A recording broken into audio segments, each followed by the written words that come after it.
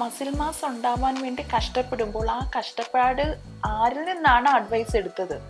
പ്രോപ്പറായിട്ട് ട്രെയിൻ ചെയ്യുന്ന ഒരാളുടെ അടുത്ത് നിന്നാണോ? ഇനി പോയിട്ട് വർക്കൗട്ട് ചെയ്തിട്ട് എനിക്ക് പ്രയോജനം ഉണ്ടാവുന്നില്ല എന്ന് കരയേണ്ടി വരും. ന്യൂട്രി ജീനോമിക്സ് എന്ന് പറഞ്ഞൊരു ശാഖ തന്നെ ഇപ്പം ഡെവലപ്പ് ചെയ്ത് വരുന്നുണ്ട്. നമ്മുടെ ശരീരത്തിന് ഇത്ര ഫാറ്റ് വേണം, ഇത്ര വെയിറ്റ് ഇയാൾക്ക് വേണം, ഇത്രയും ഹൈറ്റുള്ള ഈ കുട്ടിക്ക്, ഇത്രയും പേരും അനുവിൻ്റെ ബോഡിയെ പറ്റി ഈ ഒരു ബോധത്തോടെ ജീവിക്കുന്നവരാവണമെന്നില്ലല്ലോ. നമസ്കാരം. ഇന്ന് നമ്മളോടൊപ്പം ഉള്ളത് ഡയറ്റീഷ്യൻ ശ്രീമതി ജിഷ ജോസഫാണ്. മാം 10 വർഷത്തിന് മേലെയായിട്ട് ഡയറ്റീഷ്യൻ രംഗത്ത് പ്രവർത്തിക്കുന്ന ആളാണ്. ഇന്നത്തെ ഡയറ്റുമായി ബന്ധപ്പെട്ട എല്ലാ സംശയങ്ങളും നമുക്ക് മാമിനോട് തന്നെ ചോദിച്ചറിയാം. Ma'am, welcome to the show. Thank you. Ma'am, ആദ്യത്തെ സംശയം എന്ന് ചോദിച്ചാൽ, നമ്മളിപ്പം ബോഡി പോസിറ്റിവിറ്റിനെ പറ്റിയൊക്കെ ധാരാളം പറയാറുണ്ട്, കേൾക്കാറുണ്ട്. എന്തെങ്കിലും നമ്മൾ പറഞ്ഞാൽ പോലും ബോഡി പോസിറ്റിവിറ്റിനെ ഖണ്ഡിച്ചു പോകരുതെന്നൊക്കെയുള്ള രീതിയിൽ പറഞ്ഞു കേൾക്കുന്നത്. പക്ഷെ അപ്പോഴും ഈ അടുത്ത് ഞാനൊരു കണക്ക് കണ്ടെന്ന് വെച്ചാൽ 70% മേലെ സ്ത്രീകളും 50% മേലെ പുരുഷന്മാർക്കും സ്വന്തം ശരീരത്തിനോട് തീരെ താല്പര്യമില്ല. ഈ ശരീരം പോരാ എന്നുള്ളതാണ് അവരുടെ ഉള്ളിലെ കൺസെപ്റ്റ് എന്നാണ്. ഇപ്പം ഞാൻ പറഞ്ഞ പോലെ ഒരു ദശാബ്ദത്തിന് മേലെ വർക്ക് ചെയ്യുന്ന ഡയറ്റീഷ്യനായിട്ട് വർക്ക് ചെയ്യുന്ന മാമിന് എന്താണ് ഇതിനകത്തുള്ളൊരു ടേക്ക്? നമ്മുടെ ഈ ബോഡി ഷേമിങ്ങും ബോഡി പോസിറ്റിവിറ്റിയൊക്കെ ഇപ്പൊ കൂടുതലായിട്ട് ആൾക്കാർ ചർച്ച ചെയ്യുന്ന 2-3 പദങ്ങളാണ്. ഇതില് എനിക്ക് തോന്നുന്നത് ഈ സെൽഫ് അവെയർനെസ്സിന്റെ ഒരു ഭാഗമായിട്ടാണ് ആൾക്കാർ കൂടുതലും അത് ചിന്തിക്കുന്നത്. പക്ഷേ അത് അവരുടെ ക്യാരക്ടറിനെ തന്നെ ഓൾട്ടർ ചെയ്യുന്ന പോലെയുള്ള ചിന്തകളിലേക്ക് അത് പോവുകയാണെന്നുണ്ടെങ്കിൽ, ബോഡി പോസിറ്റിവിറ്റി ആണെങ്കിലും ബോഡി ഷെയ്മിങ് ആണെന്നുണ്ടെങ്കിലും വളരെ ദൂരവ്യാപകമായ ഫലങ്ങൾ സൃഷ്ടിക്കാം ജീവിതത്തിൽ. എന്ന് വെച്ചാൽ അത് പറയുന്ന ഒരു ലൈറ്റർ വേർഷനിൽ തന്നെ എടുക്കണം. പക്ഷെ അത് അവരുടെ മനസ്സിൽ കൂടുതൽ ബുദ്ധിമുട്ടുകൾ ഉണ്ടാക്കുന്നുണ്ടെങ്കിൽ, അതെ അതെ, അങ്ങനെയുള്ള സാഹചര്യത്തിൽ നമ്മളത് എവിടെ പോയിട്ടാണ് അതിനൊരു തീരുമാനം ഉണ്ടാക്കേണ്ടത്? എനിക്ക് തോന്നുന്നു കൂടുതലും നമ്മുടെ മാധ്യമങ്ങളുടെ ഇൻഫ്ലുവൻസ് ആണ് എന്ന് തോന്നുന്നു അതിന്റെ പ്രധാന കാരണം. അതായത് നമ്മുടെ ജീവിതത്തിൽ നമ്മളുടെ മുൻപിൽ വരുന്ന എല്ലാത്തിനെയും പോസിറ്റീവായിട്ട് എടുക്കുക എന്ന് പറഞ്ഞാൽ പോലും ആ പോസിറ്റിവിറ്റിയിൽ ഒരു നെഗറ്റിവിറ്റി ഉണ്ടാകുന്നുണ്ടോ എന്നുള്ളതാണ് നമ്മൾ ചിന്തിക്കേണ്ട ഒരു കാര്യം. അതായത് ഇത്തരം ചിന്തകൾ നമ്മളെ സൈക്കോളജിക്കലി മാനിപ്പുലേറ്റ് ചെയ്യുന്നുണ്ടെങ്കിൽ, അതെ, തീർച്ചയായിട്ടും മീഡിയയുടെ ഒക്കെ ഒരു പ്രശ്നമായിട്ട് അതിനെ പറയേണ്ടി വരും. പലപ്പോഴും ഈ മോട്ടിവേഷണൽ ടോക്സ് പോലും പലരുടെയും ജീവിതത്തിൽ വളരെ നെഗറ്റീവ് ഇമ്പാക്ട് ഉണ്ടാക്കുന്നതായിട്ടുള്ള അനുഭവങ്ങൾ നമ്മുടെ ശ്രദ്ധയിൽ പറ്റിയിട്ടുണ്ട്. അതുപോലെ തന്നെയാണ് നമ്മുടെ ഡയറ്റും ന്യൂട്രീഷനുമായിട്ട് റിലേറ്റഡ് ആയിട്ട് വരുന്ന പല കാര്യങ്ങളും പോസിറ്റീവായിട്ട് നമ്മൾ ചിന്തിക്കുകയും പക്ഷെ അതിനെ ദൂരവ്യാപകമായ ഫലങ്ങളിലേക്ക് കൊണ്ടുചെന്ന ആൾക്കാരെ ഇടുകയും ചെയ്യുന്ന ഒരു പ്രവണത കണ്ടുവരുന്നുണ്ട്. അപ്പം നമ്മുടെ മുൻപിൽ വരുന്ന കാര്യങ്ങളെ ഇൻഡിവിജ്വലൈസ്ഡ് ആയിട്ട് കാണുക എന്നുള്ളതാണ് നമ്മൾ എപ്പോഴും പറയുന്നത് അതിന്. അപ്പം വേറൊരാൾ പോസിറ്റീവായിട്ട് പറയുകയും വേറൊരാൾ പ്രൊമോട്ട് ചെയ്യുകയും ചെയ്യുന്ന കാര്യം ജനറലി എല്ലാവർക്കും ആപ്ലിക്കബിൾ ആവണം എന്നില്ല എന്നൊരു കാര്യം കൂടെ നമ്മൾ ഓർത്തു വെക്കുക. ആ ഒരു ചിന്തയോട് കൂടി ഇത്തരം കാര്യങ്ങളെ കാണുക. അതെ, ഇൻഡിവിജ്വലൈസ്ഡ് ആയിട്ട് സമീപിക്കുക, ഓരോ വിഷയത്തെ ഇൻഡിവിജ്വൽ ആയിട്ട് സമീപിച്ച് കൊണ്ടുപോകുക എന്നുള്ളത്. മാം, അങ്ങനെ പറയുമ്പോഴും ഇപ്പൊ നമുക്ക് ഡയറ്റ് എന്ന് കേൾക്കുമ്പോൾ ചിലപ്പോൾ ഇതിൽ ഇത്തിരി വർഷത്തെ പഴക്കമുള്ള ചിന്തയാണോന്ന് അറിയില്ല, എന്നാലും ഒരു മെലിഞ്ഞ ശരീരത്തിലേക്ക് എത്തുക എന്നുള്ളതാണ് ഡയറ്റിലൂടെ ഉദ്ദേശിക്കുക എന്ന് പൊതുവിൽ ഒരു വിചാരം ഉണ്ടെന്നാണ് ഞാൻ മനസ്സിലാക്കുന്നത്. മാമിന്റെ മുമ്പിലും ഇപ്പോഴും ആളുകൾ ആ ഒരു കൺസെപ്റ്റ് വെച്ചുകൊണ്ട് തന്നെയാണോ വരുന്നത്? 2 കാര്യങ്ങളുണ്ട് നിഷാദില്. അതായത് മെലിഞ്ഞിരിക്കുമ്പോൾ ആരോഗ്യവാന്മാരും ആരോഗ്യവതികളുമായി ഇരിക്കുന്നു എന്നുള്ളത് പോലെ തന്നെ വണ്ണം വെച്ചിരുന്നാലും ഹെൽത്തി ആയിരിക്കുന്ന ഹോപ്പ് എന്ന് പറഞ്ഞൊരു കൂട്ടരുണ്ട്. Healthy obese people, hope. അപ്പം അങ്ങനെ ഒരു കൂട്ടരും ഉണ്ട്. അവർ വണ്ണം വെച്ചിട്ടുള്ളവരായിരിക്കാം, പക്ഷെ അവർക്ക് വേറെ ക്ലിനിക്കലി വേറെ പ്രശ്നങ്ങളൊന്നും ഉണ്ടാവില്ല. കാർഡിയാക് ഇഷ്യൂസ് ഉണ്ടാവില്ല, BP ഇഷ്യൂസ് ഉണ്ടാവില്ല, കൊളസ്ട്രോൾ ഇഷ്യൂസ് ഉണ്ടാവില്ല. അങ്ങനെ യാതൊരു വിധത്തിലുള്ള ക്ലിനിക്കൽ പ്രശ്നങ്ങളില്ലാത്ത വണ്ണമുള്ള ആൾക്കാരും ഉണ്ട്. അപ്പം ഈ മെലിഞ്ഞിരിക്കുന്നവരാണെങ്കിൽ പോലും ആരോഗ്യകരമല്ലാത്ത ജീവിതശൈലി പിന്തുടരുന്നവർ, മെലിഞ്ഞിരിക്കുന്നു, വെജിറ്റേറിയൻ ആണെങ്കിൽ പോലും കൊളസ്ട്രോളിന് മെഡിസിൻ കഴിക്കുന്ന പല പേഷ്യൻസും എനിക്കറിയാം. അപ്പം അതുകൊണ്ട് നമ്മൾ പറയുന്നത് നമ്മുടെ ശരീരത്തെ മനസ്സിലാക്കുക എന്നുള്ളത് വളരെ പ്രധാനമാണ്. ഞാൻ മെലിഞ്ഞിരുന്നാലും എനിക്ക് ആരോഗ്യമുണ്ടോ എന്നുള്ളത് ഞാൻ നോക്കണം, ഞാൻ വണ്ണം വെച്ചിരുന്നാലും ഞാൻ ആരോഗ്യവതിയാണോ എന്ന് ഞാൻ ശ്രദ്ധിക്കണം. അപ്പം നമ്മുടെ ശരീരത്തെ അറിയുക എന്നുള്ളതാണ്. ഞാൻ എപ്പോഴും പറയാറുള്ളൊരു കാര്യം ഇതാണ്, നമ്മുടെ ശരീരത്തിനൊരു താളമുണ്ട്. ആ താളഭംഗം വരുമ്പോഴാണ് ഈ പ്രശ്നങ്ങളൊക്കെ വരുന്നത്. ഇപ്പം മെലിഞ്ഞിരിക്കുന്ന ഒരാൾക്കും അയാളുടെ ശരീരത്തിന്റെ താളഭംഗം വന്നാൽ കൊളസ്ട്രോളിന് മരുന്ന് കഴിക്കേണ്ടി വരാം, BP മരുന്ന് കഴിക്കേണ്ടി വരാം.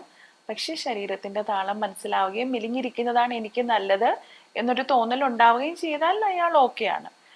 അതുപോലെ തന്നെയാണ് വണ്ണമുള്ള ഒരാള് അയാളുടെ ശരീരത്തിന്റെ താളം മനസ്സിലാക്കി മുന്നോട്ട് പോകുന്ന ആളാണ്, വേറെ ക്ലിനിക്കൽ കണ്ടീഷൻസ് ഒന്നും ഇല്ല എന്നുണ്ടെങ്കിൽ വണ്ണം വെച്ചിരുന്നാലും അവർക്ക് പ്രശ്നമില്ല. അല്ലാതെ മെലിഞ്ഞ ശരീരം എന്നുള്ളതിനേക്കാൾ ഉപരി ആരോഗ്യമുള്ള ശരീരം എന്നുള്ളതാണ് ഫോക്കസിലേക്ക് വരേണ്ട കാര്യം. ഡയറ്റ് എന്ന് പറഞ്ഞു കേൾക്കുമ്പോൾ മൊത്തത്തിൽ അങ്ങനെ ഒരു ചിന്ത, പക്ഷെ എനിക്ക് തോന്നുന്നു കഴിഞ്ഞ കുറച്ച് നാളുകളായിട്ട് അതിനൊരു മാറ്റം വന്നിട്ടുണ്ട്. ഡയറ്റീഷ്യൻ എന്ന് പറയുന്ന ആള് നമ്മൾ ചുമ്മാ ശരീരത്തിന്റെ ഒരു ആകാര ഭംഗിക്ക് വേണ്ടി മാത്രം സമീപിക്കേണ്ട ആളല്ല എന്നുള്ള രീതിയിലേക്ക് വന്നിട്ടുണ്ട്. ഇപ്പൊ ഞാനത് പറയാൻ കാര്യം മാം, ഇപ്പൊ നമ്മളൊരു ഗ്യാസ്ട്രോ എൻട്രോളജിസ്റ്റിന്റെ അടുത്ത് പോയാൽ, ഞാൻ എക്സാമ്പിൾ പറയുകയാണ്, ഇപ്പൊ ഒരു ചെറിയ നെഞ്ചെരിച്ചിൽ അല്ലെങ്കിൽ വയറെരിച്ചില് അല്ലെങ്കിൽ ഗ്യാസ് എന്നൊക്കെ പറഞ്ഞ് നമ്മൾ ചെല്ലുമ്പം ഇപ്പൊ മിക്ക സ്ഥലങ്ങളിലും അവര് കണ്ട് പരിശോധനകൾക്ക് ശേഷം ചിലപ്പം ഗുളിക കൊടുക്കുമായിരിക്കാം, ചിലപ്പോൾ മരുന്ന് എഴുതില്ലായിരിക്കും, ഒപ്പം തന്നെ ഡയറ്റീഷ്യനെ കൂടെ ഒന്ന് കണ്ടിട്ട് പോകാൻ പറയും. അപ്പൊ സ്വാഭാവികമായിട്ട് നമുക്ക് ഇതിലിപ്പോ എന്താ ഡയറ്റിന്റെ ഒരു കാര്യം, ഇതിനിപ്പോ ഗ്യാസ് വയറ് എന്നൊക്കെ ഉള്ള അങ്ങനെയാണോ കണക്ഷൻ എന്നൊക്കെ നമ്മൾ ചിന്തിക്കാറുണ്ട്. എങ്ങനെയാണ് അതിനെ മാം കാണുന്നത്? ഏത് ഭക്ഷണത്തിനും അതിനൊരു പ്രിവെന്റീവ് ആസ്പെക്റ്റും ഉണ്ട്, അതിനൊരു സൗഖ്യദായകമായ ഒരു ക്യൂറേറ്റീവ് ആസ്പെക്റ്റും ഉണ്ട്. അപ്പോൾ ഒരു ഡയറ്റീഷ്യനാണ് അറിയാൻ പറ്റുക തൻ്റെ മുൻപിൽ വരുന്ന ഒരാളുടെ ഭക്ഷണക്രമം അയാൾക്കുള്ള അസുഖത്തിന് പ്രതിവിധിയാക്കാമോ അല്ലെങ്കിൽ അയാളുടെ അസുഖം പ്രോഗ്രസ് ചെയ്യാതെ അതിനെ പ്രിവെന്റ് ചെയ്ത് നിർത്താമോ എന്നുള്ളത്. അതായത് നമ്മൾ കഴിക്കുന്ന ഭക്ഷണത്തിനെ കൺട്രോൾ ചെയ്തുകൊണ്ട് തന്നെ പ്രിവെന്റ് ചെയ്യാനും ക്യൂർ ചെയ്യാനും പറ്റും. അതെ, ഈ രണ്ട് ആസ്പെക്റ്റിലും നമ്മൾ ഭക്ഷണത്തെ സമീപിക്കണം. അപ്പോൾ ഒരു ഡോക്ടറിന്റെ അടുത്ത് ചെല്ലുമ്പോൾ ഡോക്ടറിന് തോന്നാം കോൺസ്റ്റിപ്പേഷൻ, മലബന്ധം എന്ന് പറയുന്നത് ഒരു എക്സാമ്പിൾ ആയിട്ട് നമ്മൾ എടുക്കുകയാണെങ്കിൽ, ഇപ്പോൾ ഡോക്ടറിന്റെ അടുത്ത് മലബന്ധവുമായിട്ട് ഒരാൾ വരികയാണ്, അപ്പോൾ ഡോക്ടറിന് തോന്നാം അതിനുള്ള ഒരു മരുന്ന് കൊടുത്താൽ മതി, അയാൾക്ക് ആ പ്രോബ്ലം മാറിക്കിട്ടും. അതോടൊപ്പം തന്നെ ഡോക്ടർ വിചാരിക്കുകയാണ് ഇനി ഈ ഒരാള് ഇതിന്റെ പേരിൽ എൻ്റെ മുൻപിൽ വരാതിരിക്കട്ടെ. അങ്ങനെയുള്ളപ്പോൾ ഒരു ഡയറ്റീഷ്യന്റെ സഹായം ആവശ്യമാണ്. അപ്പോൾ തീർച്ചയായിട്ടും ഡയറ്റീഷ്യന് സഹായിക്കാൻ പറ്റും അയാളെ. കൂടുതൽ ഇനി ആ എപ്പിസോഡ്സ്, അതായത് മലബന്ധം, കോൺസ്റ്റിപ്പേഷൻ എന്ന് പറയുന്ന എപ്പിസോഡ്സ് ഇനി ഉണ്ടാകാതിരിക്കാനായിട്ട് പ്രിവെന്റീവ് ആയിട്ട് പേഷ്യന്റിനെ ഹെൽപ്പ് ചെയ്യാൻ പറ്റും. അതുപോലെ തന്നെ പല അസുഖങ്ങൾ, ഇപ്പം മലബന്ധം ഒരു എക്സാമ്പിൾ പറഞ്ഞ പോലെ തന്നെ ഷുഗർ, ഫാമിലി ഹിസ്റ്ററി ഉള്ള ഒരാളാണ്, അതിന് നമുക്ക് ഷുഗർ ഉള്ള ഒരാൾക്ക് വരാൻ ചാൻസ് ഉള്ള ആൾക്ക് ഒരു പ്രിവെന്റീവ് ആസ്പെക്റ്റിൽ നമുക്ക് ഡയറ്റ് കൊടുക്കാൻ പറ്റും. അതായത് ഷുഗർ വന്നിട്ടില്ല പക്ഷെ ഷുഗർ വന്നേക്കും എന്ന് ചാൻസ് ഉള്ള ഫാമിലി ഹിസ്റ്ററി ഉണ്ട്, മറ്റ് ഫാക്ടേഴ്സ് എല്ലാം ഇയാൾക്ക് ഷുഗർ ഉണ്ടാവാൻ അനുകൂല ഫാക്ടേഴ്സ് ആണ്. ഇപ്പം പൊണ്ണത്തടിയുണ്ട്, പ്രത്യേകിച്ച് അരക്കെട്ടിൻ്റെ അവിടെ കൊഴുപ്പ് ഒരുപാടുള്ള ആളാണ്, അങ്ങനെയാണെങ്കിൽ ആ ഒരു വ്യക്തിക്ക് ഷുഗർ വരാതിരിക്കാനായിട്ടുള്ള ഡയറ്റ് പ്ലാൻ ചെയ്ത് കൊടുക്കാനായിട്ട് ഒരു ഡയറ്റീഷ്യന് പറ്റും. അപ്പൊ ഞാൻ ചോദിക്കുന്ന ഇപ്പം പ്രോൺ ടു ഡയബറ്റിക് എന്ന് പറയുന്ന ഒരു ക്രൈറ്റീരിയയിൽ നിൽക്കുന്ന ഒരു 40 വയസ്സുള്ള ഒരാള്, പ്രീ ഡയബറ്റിക് എന്ന് പറയുന്ന അതിൽ വരുന്ന ഒരാള്, എല്ലാ സംഭവങ്ങളും ഉണ്ടാക്കി വരാൻ നമുക്ക് ഭക്ഷണത്തിലുള്ള മാറ്റങ്ങൾ കൊണ്ട് ആ സാധ്യത കുറയ്ക്കാൻ പറ്റും. തീർച്ചയായും.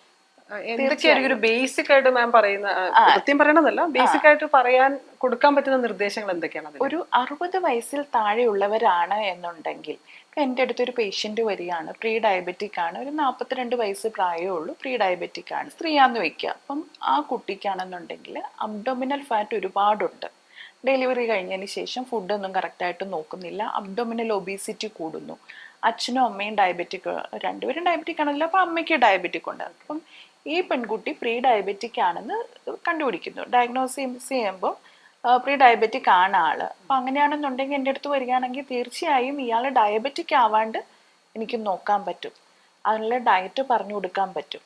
ആ ഡയറ്റിൻ്റെ ഒപ്പം തന്നെ ആൾ പറഞ്ഞു കൊടുക്കുന്ന എക്സസൈസ്, വ്യായാമം കൂടെ നോക്കുകയാണെന്നുണ്ടെങ്കിൽ തീർച്ചയായിട്ടും അത് കമ്പൈൻ ചെയ്ത് കൊണ്ടുപോയാൽ ഡയബറ്റിക് ആവാണ്ട് ആളെ രക്ഷിക്കാനായിട്ട് പറ്റും. അങ്ങനെ പേഷ്യൻസ് ഉണ്ട് എനിക്ക്, വളരെ യങ്ങായിട്ടുള്ളവർ പ്രീ ഡയബറ്റിക് ആവുകയാണെന്നുണ്ടെങ്കിൽ ഇത് പ്രോഗ്രസ് ചെയ്യാണ്ട് ഡയബറ്റിക് ആവാണ്ട് അവരെ മുന്നോട്ട് കൊണ്ടുപോകാനായിട്ട് നമുക്ക് പറ്റും. അതായത് ഏത് ഏജ് ഗ്രൂപ്പിൽ പെടുന്നവരാണെങ്കിലും ഇങ്ങനൊരു ഹിസ്റ്ററി സംശയിക്കുന്നുണ്ടെങ്കിൽ ഭക്ഷണക്രമം വൃത്തിയാക്കുന്നതിലൂടെ പ്രോഗ്രസ് ചെയ്യാതിരിക്കാനുള്ള ഒരു ഭക്ഷണക്രമവും എക്സസൈസും ഭക്ഷണക്രമം എക്സസൈസും കൃത്യം കൊണ്ടുപോവുകയാണെങ്കിൽ തീർച്ചയായിട്ടും ചെയ്യാൻ പറ്റും, തടയാതിരിക്കാൻ പറ്റും. കോൺസ്റ്റിപ്പേഷൻ എന്ന് പറയുന്ന വിഷയവും ഇതുപോലെ തന്നെ. ഇപ്പൊ ഈ കോൺസ്റ്റിപ്പേഷന്റെ കാര്യം പറയുമ്പോൾ ഫൈബർ ഇൻടേക്ക് നല്ലോണം ഉണ്ടെങ്കിൽ മാറും എന്നൊരു ധാരണ നമ്മളെ മാതിരിയുള്ള സാധാരണ ആൾക്കാർക്കുണ്ട്. പക്ഷെ ഇത് കണ്ടുകൊണ്ട് ഇഷ്ടംപോലെ എല്ലാ സാധനങ്ങളും, ഇലക്കറികളും സംഭവങ്ങളൊക്കെ നമ്മൾ തന്നെ കഴിക്കുന്നുണ്ടല്ലോ. മുരിങ്ങയില കൂടുതൽ കഴിക്കുന്നു, അല്ലെങ്കിൽ ചീര കഴിക്കുന്നു. പക്ഷെ എന്നാലും ഇതങ്ങോട്ട് പൂർണ്ണമായി മാറുന്നില്ല എന്നുള്ള സംഭവങ്ങൾ വരുമ്പം വേറെ എന്തെങ്കിലും കൂടെ എലമെന്റ് ഉണ്ട് തീർച്ചയായിട്ടും നിഷ. കാരണം ഫൈബറും ഫ്ലൂയിഡും അത് 2 എഫുകളാണ് നമ്മൾ എപ്പോഴും കോൺസ്റ്റിപ്പേഷന് പറയുന്നത്, 2 എഫ്സ്. അപ്പോൾ ഫൈബറും ഫ്ലൂയിഡും പ്രധാനപ്പെട്ടതാണ്. അതുപോലെ തന്നെ നേരത്തെ ഞാൻ പറഞ്ഞില്ലേ, നമ്മുടെ ആമാശയത്തിനൊരു മൂവ്മെന്റ് ഉണ്ടല്ലോ, ഭക്ഷണം ഉന്തിത്തള്ളി കൊണ്ടുപോവുക എന്നുള്ളൊരു പ്രോസസ്സ് നടക്കുന്നുണ്ട്, പെരിസ്റ്റാൾസിസ് എന്ന് പറയുന്നത്. ആ നമ്മുടെ ഗട്ട് മൊബിലിറ്റി, അതായത് ആമാശയത്തിന്റെ മൊബിലിറ്റി അനുസരിച്ചാണ് ഭക്ഷണം ഡൈജഷൻ കഴിഞ്ഞ് അബ്സോർബ്ഡ് ആയി പിന്നീട് അത് എക്സ്ക്രീഷനിലേക്ക് പോകുന്നത്. പക്ഷേ ചില ക്ലിനിക്കൽ കണ്ടീഷൻസിൽ, ഇപ്പം ഡയബറ്റീസ് ഉള്ള ഒരാളാണെന്നുണ്ടെങ്കിൽ നമ്മൾ ന്യൂറോപ്പതി, നെഫ്രോപ്പതി എന്നൊക്കെ പറയുന്ന കേൾക്കുമല്ലോ, അവരുടെ നെർവ്സ് അഫക്റ്റഡ് ആവുന്ന ഒരു പ്രക്രിയ.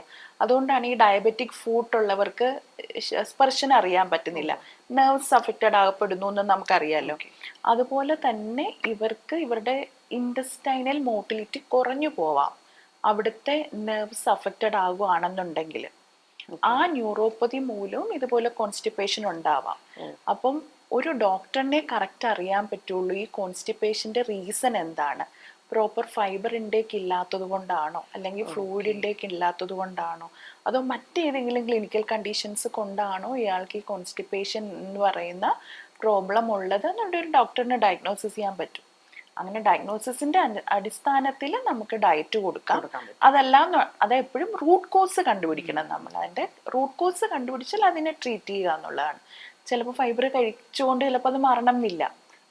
ഈ കോൺസ്റ്റിപ്പേഷൻ എന്ന് പറയുന്നത് അങ്ങനെ നമ്മൾ ഈ പറയുന്ന പോലെ ഇപ്പം ചുമ്മാ ഓവർ ദ കൗണ്ടർ ചെന്ന് മരുന്നെടുത്തത് കൊണ്ട് മാറണമെന്നില്ല.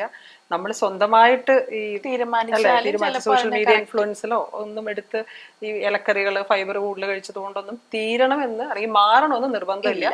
അതും ഡോക്ടറെ കാണേണ്ട ആവശ്യമുള്ള കാര്യമാണ് അല്ലേ? നമ്മുടെ ഈ കൂട്ടത്തിൽ നമുക്ക് പറഞ്ഞു വെക്കാതെ എനിക്ക് തോന്നുന്നു. പിന്നെ മാം അതുപോലെ ഇപ്പം ഡയറ്റായിട്ട് ബന്ധപ്പെട്ട് സംസാരിക്കുമ്പോൾ നേരത്തെ ഞാൻ പറഞ്ഞ പോലെ മെലിഞ്ഞ ശരീരത്തിന്റെ കാര്യം പറഞ്ഞ പോലെ തന്നെ പെട്ടെന്ന് ഭാരം കുറയ്ക്കുക എന്നുള്ള ഒരു മൂഡില് ആൾക്കാർ ഡയറ്റ് എടുത്തു. ഞാനൊരു ഡയറ്റ് എടുത്തു, ഞാൻ ആ ഡയറ്റ് ശ്രമിച്ചു നോക്കി, ഈ ഡയറ്റ് ശ്രമിച്ചു നോക്കി, ഒരു കാര്യവുമില്ല. ഈ എടുക്കൽ മാത്രമേ ഉള്ളൂ, ഡയറ്റ് എടുത്ത് ആ ഒരു എഫേർട്ട് എടുക്കണം മാത്രമേ നടക്കുന്നുള്ളൂ, ഒരു പ്രയോജനവും ഇല്ല. എനിക്ക് ഇതൊക്കെ ചുമ്മാതാണ് എന്നുള്ള ഒരു മിക്കവാറും അങ്ങനത്തെ ഒരു അലിഗേഷനും കൂടെ എന്റെ കൂടെ കേൾക്കാറുണ്ട്. അപ്പം നമുക്ക് ഒരു ഡയറ്റ് എടുത്ത് നോക്കിയാലോ എന്ന് ചിന്തിക്കുന്ന ആളുകൾക്ക് പോലും എന്നാ പിന്നെ പൊതുവിൽ മടിയായതുകൊണ്ട് എന്നാ പിന്നെ അങ്ങനെ വോട്ട് ചെയ്യുന്ന ചിന്തിക്കാനാണ് സാധ്യത കൂടുതൽ. അതിന്റെ ഒരു റീസൺ എന്തായിരിക്കും മാം കരുതുന്നത്? ഇത് വളരെ ട്രിക്കി ക്വസ്റ്റ്യൻ ആണ്. കാരണം എന്താ വെച്ചാല് ഞാൻ ഈ പറയുന്ന മറുപടിയെ ഉഴപ്പം പുള്ളിക്കാരി അങ്ങനെ പറഞ്ഞല്ലോ, അതുകൊണ്ട് വിചാരിച്ചു അങ്ങനെ എടുക്കാം. അതുകൊണ്ട് ഇതെന്താന്നറിയാമോ, നേരത്തെ ഞാൻ പറഞ്ഞില്ലേ നമ്മുടെ ശരീരത്തിനൊരു താളമുണ്ടെന്ന് പറഞ്ഞല്ലോ. ഈ താളം നിർണയിക്കുന്നത് നമ്മുടെ ജീൻസ് ഉൾപ്പെടെ പല ഫാക്ടേഴ്സ് ആണ്. നമ്മുടെ ജീൻസ്, നമ്മൾ ചെയ്യുന്ന ജോലി, നമ്മൾ കഴിക്കുന്ന ഭക്ഷണം, നമ്മുടെ ഉറക്കം, നമ്മൾക്ക് വരുന്ന മെന്റൽ സ്ട്രെസ്, ഇതെല്ലാമാണ് നമ്മുടെ ശരീരത്തെ നിർണയിക്കുന്ന ഒരു ഘടകം എന്ന് പറയുന്നത്. അപ്പം ജനറ്റിക്കലി നമ്മുടെ ബോഡിക്ക് അറിയാം ഈ പ്രായത്തിൽ ഇയാൾക്ക് ഇത്ര വണ്ണം വേണം, ഇത്ര ഫാറ്റ് ഇയാളുടെ ബോഡിയിൽ വേണം, ഇത്ര മസിൽസ് ഇയാളുടെ ബോഡി വേണം എന്ന് നമ്മുടെ ജീൻസ് പറഞ്ഞു വെച്ചിട്ടുണ്ട്, നമ്മുടെ ശരീരത്തെ നിർണയിച്ചിട്ടുണ്ട്. അത് ജനിച്ചു തുടങ്ങുമ്പോഴേ തന്നെ ആ നിർണയവുമായിട്ടാണ് നമ്മൾ പറഞ്ഞു വീഴുന്നത്. അപ്പോ അല്ല അപ്പം നമ്മള് വലുതായി മുതിർന്നു വരുമ്പോഴേക്കും, ഇപ്പം നമ്മള് അഡോളസൻസിലാണ് കൂടുതൽ നമ്മുടെ ബോഡിയെ പറ്റി നമ്മൾ ഭയങ്കര കോൺഷ്യസ് ആവുന്നത്, ടീനേജേഴ്സിൽ. അപ്പൊ ആ സമയത്ത് നമ്മൾ ബോഡി ശ്രദ്ധിച്ചു തുടങ്ങുന്നു. വണ്ണം കൂടുകയാണെങ്കിൽ വണ്ണം കുറയ്ക്കാൻ നോക്കുന്നു, വണ്ണം കുറച്ചു പോകുന്നു. ആ സമയത്ത് പല പ്രശ്നങ്ങളും പിന്നെ നമുക്ക് വേറൊരു വിഷയമായിട്ട് സംസാരിക്കാം. അത് കഴിഞ്ഞ് കുറച്ചുകൂടെ മുതിർന്ന് കഴിയുമ്പോഴത്തേക്കും നമ്മൾ ജോലിയായി നമ്മൾ സെറ്റിൽഡ് ആവുന്നു. അപ്പം നമ്മൾക്ക് വരുമാനം വന്നു തുടങ്ങുന്നു. അപ്പോൾ വീണ്ടും ഒരു പക്ഷേ നമ്മൾ വാങ്ങുന്ന ഭക്ഷണം ഓൺലൈൻ ഓർഡർ ചെയ്ത് വാങ്ങുന്നു, അല്ലെങ്കിൽ വീട്ടിൽ തന്നെ ഉണ്ടാക്കുവാണെങ്കിലും നമ്മൾ കാണുന്ന ഫുഡ് വ്ളോഗ്സ് എല്ലാം കണ്ട് ഇഷ്ടമുള്ളതൊക്കെ പരീക്ഷിച്ച് നോക്കുന്നു, അതെല്ലാം കഴിക്കുന്നു. അങ്ങനെ വണ്ണം വെക്കാൻ തുടങ്ങുമ്പോഴത്തേക്കും ഇയാൾ വിചാരിക്കുകയാണ് എനിക്ക് വണ്ണം കൂടുന്നുണ്ടല്ലോ, ഇത് കുറയ്ക്കണമല്ലോ. കുറയ്ക്കാൻ ശ്രമിക്കാൻ നേരം നമ്മുടെ ശരീരത്തിന് എത്ര വണ്ണം വേണം എന്ന് ശരീരം നിർണയിച്ചിട്ടുണ്ടോ ആ വണ്ണം വരെ കുറയുള്ളൂ. ഓക്കെ, അതിന് താഴോട്ട് പോവില്ല. നമ്മുടെ ശരീരത്തിന്റെ ആവശ്യമാണോ? ശരീരത്തിന്റെ ആവശ്യമാണ്. നമ്മുടെ ജനിതക ഘടനയിൽ അതുണ്ട്. നമ്മുടെ ശരീരത്തിന് ഇത്ര ഫാറ്റ് വേണം, ഇത്ര വെയിറ്റ് ഇയാൾക്ക് വേണം, ഇത്രയും ഹൈറ്റ് ഉള്ള ഈ കുട്ടിക്ക് ഇത്ര വെയിറ്റ് ഇയാൾക്ക് വേണമെന്ന് നമ്മുടെ ജനിതക ഘടനയിലുണ്ട്. ഇനി അതിനെന്തെങ്കിലും അപഭ്രംശം സംഭവിച്ചാൽ നമ്മൾ വളരെ സ്ട്രെയിൻ ചെയ്ത് കഠിനമായി ക്രാഷ് ഡയറ്റ് എടുത്തു, അല്ലെങ്കിൽ ഇന്റൻസ് വർക്ക്ഔട്ട് ചെയ്തു വെയിറ്റ് കുറച്ചു കൊണ്ടുവരികയാണെങ്കിലും തിരിച്ചു വരും. പിന്നീട് ആ വെയിറ്റിലേക്ക് തന്നെ തിരിച്ചു വരും. അങ്ങനെ ഒരു സംഭവം ഉണ്ട്. അപ്പൊ മാം നേരത്തെ പറഞ്ഞ പോലെ ഹെൽത്തി എന്ന് പറഞ്ഞ ഹെൽത്തി ലെവലിലാണത് ബോഡി അല്ലെ, ബോഡി പറഞ്ഞിരിക്കുന്ന ആ വെയിറ്റ്. അതെ, അപ്പൊ അതുകൊണ്ട് നമ്മുടെ ശരീരത്തെ മനസ്സിലാക്കുക എന്നുള്ളതാണ്. ഇപ്പൊ കോടാനുകോടി മനുഷ്യരുണ്ട്, കോടാനുകോടി ശരീരങ്ങളിൽ പല ജനിതക ഘടനയുണ്ട്. അപ്പം ഇത്രയും പേരും അനുവിന്റെ ബോഡിയെ പറ്റി ഈ ഒരു ബോധത്തോടെ ജീവിക്കുന്നവരാവണമെന്നില്ലല്ലോ. അപ്പൊ ഞാൻ പോലും ഈ കഴിഞ്ഞിടയ്ക്കാണ് ഇതൊക്കെ കൂടുതലായിട്ട് വായിക്കുകയും പഠിക്കാത്ത.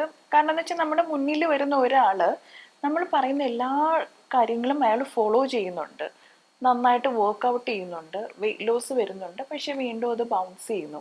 അപ്പം അതിൻ്റെ കാരണങ്ങൾ അന്വേഷിച്ച് പോകുമ്പോഴേക്കും ന്യൂട്രി ജീനോമിക്സ് എന്ന് പറഞ്ഞൊരു ശാഖ തന്നെ ഇപ്പം ഡെവലപ്പ് ചെയ്ത് വരുന്നുണ്ട്. ജീനും ന്യൂട്രീഷനും കൂടെ ഉള്ള മിക്സിന്റെ ഇപ്പം പറഞ്ഞത് അല്ലേ? അതെ അതെ. അപ്പോൾ കൂടുതലായിട്ട് നമ്മുടെ ജനിതക ഘടനയെ പറ്റി മനസ്സിലാക്കാനും നമ്മൾ കഴിക്കുന്ന ഭക്ഷണം നമ്മുടെ ശരീരത്തിൽ ചെലുത്തുന്ന സ്വാധീനത്തെ പറ്റി മനസ്സിലാക്കാനും ഒക്കെ പഠിച്ചു വരുമ്പോഴാണ് നമുക്കത് മനസ്സിലാവുന്നത്. അതുകൊണ്ട് ഒത്തിരി വർക്ക്ഔട്ട് ചെയ്ത് വെയിറ്റ് കുറയ്ക്കാൻ നോക്കിയാലും പറ്റാത്തവരോട് ഞാൻ പറയുന്ന അത് ഓർത്തിട്ട് നിരാശപ്പെടരുത്. നമ്മുടെ ശരീരത്തെ മനസ്സിലാക്കുക എന്നുള്ളതാണ്. പക്ഷെ വേറെ ചിലരുണ്ട് ഒരു തരത്തിലുള്ള വർക്ക്ഔട്ടും ചെയ്യില്ല, ഭക്ഷണം ഒരു ക്രമവും ഇല്ലാണ്ട് കഴിക്കുന്നു. അതെ, അങ്ങനെ കഴിക്കുന്നവര് ഓവറായിട്ട് വെയിറ്റ് കൂടുകയും അവര് ഒന്നും ചെയ്യാതിരിക്കുന്നതുകൊണ്ട് വെയിറ്റ് കൂടിയിട്ട് എന്റെ വെയിറ്റ് കൂടുന്നതെന്ന് പറഞ്ഞ് കരഞ്ഞിട്ട് കാര്യമില്ല. നമ്മുടെ ഭാഗത്തുനിന്ന് ശ്രമമുണ്ട്, പക്ഷേ നമ്മുടെ വെയിറ്റ് കുറയുന്നില്ല എന്നുണ്ടെങ്കിൽ അതിനൊരു റീസൺ ഉണ്ട്. അത് എന്താണെന്നുള്ളത് മനസ്സിലാക്കുന്നുണ്ട്. അപ്പൊ ഞാൻ ചോദിക്കട്ടെ മാം, അതിനെ നേരെ തിരിച്ചു വെച്ചു, അതായത് നമ്മള് ഭക്ഷണം ധാരാളം കഴിക്കാൻ ശ്രമിക്കുന്നു, അല്ലെങ്കിൽ കൂടുതൽ എക്സസൈസോ എന്തെങ്കിലുമൊക്കെ ചെയ്ത് എങ്ങനെയും കുറച്ച് മസിൽ വെക്കാനോ അല്ലെങ്കിൽ കുറച്ച് ബോഡി ബിൽഡ് ചെയ്യാനോ ശ്രമിക്കുന്നു, പക്ഷെ അതിന്റെ ഗുണം ഉണ്ടാവുന്നില്ല. അതായത് പുട്ടോൺ ആകണമെന്ന് കരുതിയിട്ട്, വെയിറ്റ് കൂടണമെന്ന് കരുതിയിട്ട് നടക്കാണ്ട്, ഇപ്പം വീട്ടിൽ നമ്മളോട് പറയുമല്ലോ പഴഞ്ചോറ് കഴിക്ക്, ഏത്തപ്പഴം കഴിക്ക്, നെയ്യ് കഴിക്ക്, തൈര് കഴിക്ക്, ഇതൊക്കെ നമ്മൾ ചെയ്യും, പക്ഷെ പ്രയോജനമൊന്നും ഇല്ലാത്ത കണ്ടീഷനും ഉണ്ട്. അതും ഈ പറഞ്ഞതിന്റെ ഒരു ഭാഗമാണോ? അത് ഒന്നാമതായിട്ട് നമ്മൾ ഇങ്ങനെയുള്ള അഡ്വൈസസ് എടുക്കുന്നത് ആരിൽ നിന്നാണ് എന്നുള്ളത് ഓർക്കുക. നേരത്തെ നമ്മൾ പറഞ്ഞ കോൺസ്റ്റിപ്പേഷന്റെ കാര്യം പോലെ ഫൈബർ ആണ് എൻ്റെ പ്രശ്നമെന്ന് അത് അറിയാവുന്ന ഒരാൾ പറഞ്ഞു തന്നാലാണ് അത് കറക്റ്റ് ചെയ്യേണ്ടത്. നമ്മൾ തന്നെ പെട്ടെന്ന് വളരെ ബ്ലൈൻഡ് ആയിട്ടുള്ള ഡിസിഷൻസിലേക്ക് എത്തുന്നു, എന്നിട്ട് നമ്മൾ തന്നെ ചികിത്സിക്കുന്നു. അങ്ങനെയാണെന്നുണ്ടെങ്കിൽ എല്ലാ ദിവസവും ഫൈബർ സപ്ലിമെന്റ്സ് കഴിക്കുന്നവരുണ്ട് കോൺസ്റ്റിപ്പേഷൻ. 10, 20, 25 വർഷമായിട്ട് ഫൈബർ സപ്ലിമെന്റ്സിൽ ജീവിക്കുന്ന മനുഷ്യരുണ്ട്. അപ്പം അങ്ങനെ ഒരു പേഷ്യന്റ് എന്റെ അടുത്ത് വന്നിട്ടുണ്ട്.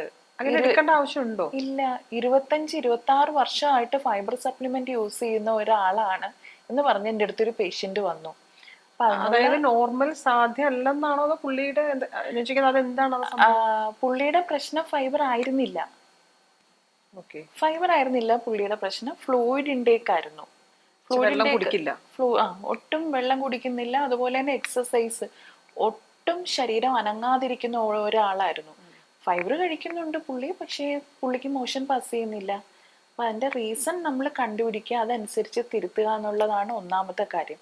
അതുകൊണ്ട് ഈ ചിലർ ഈ മസിൽ മാസ് ഉണ്ടാവാൻ വേണ്ടി നന്നായിട്ട് കഷ്ടപ്പെടുന്നു.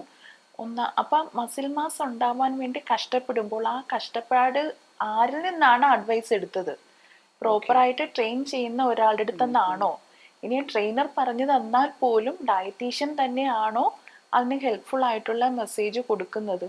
ഇതെല്ലാം നമ്മൾ നോക്കണം. ഇല്ലാന്നുണ്ടെങ്കിൽ ജിമ്മിൽ പോയിട്ട് വർക്കൗട്ട് ചെയ്തിട്ട് എനിക്ക് പ്രയോജനം ഉണ്ടാവുന്നില്ല എന്ന് കരയേണ്ടി വരും. അപ്പം അതുകൊണ്ട് കറക്റ്റ് ആയിട്ടുള്ള ഗൈഡൻസ് എടുക്കുക, പ്രോപ്പർ ആയിട്ടുള്ള ഗൈഡൻസ് എടുക്കുക വളരെ ഇമ്പോർട്ടൻ്റ് ആണ്. ഒരു രജിസ്റ്റേർഡ് ഡയറ്റീഷ്യനെ കാണുക ന്യൂട്രീഷൻ്റെ കാര്യത്തിന് വേണ്ടിയിട്ട്. അതുപോലെ തന്നെ ട്രെയിനേഴ്സ് ആണെന്നുണ്ടെങ്കിലും സർട്ടിഫൈഡ് ട്രെയിനേഴ്സിനെ കാണുക. അങ്ങനെയൊക്കെ ആണെന്നുണ്ടെങ്കിൽ ബോഡി ബിൽഡിംഗ് ഒന്നും പ്രശ്നം ഉണ്ടാവില്ല.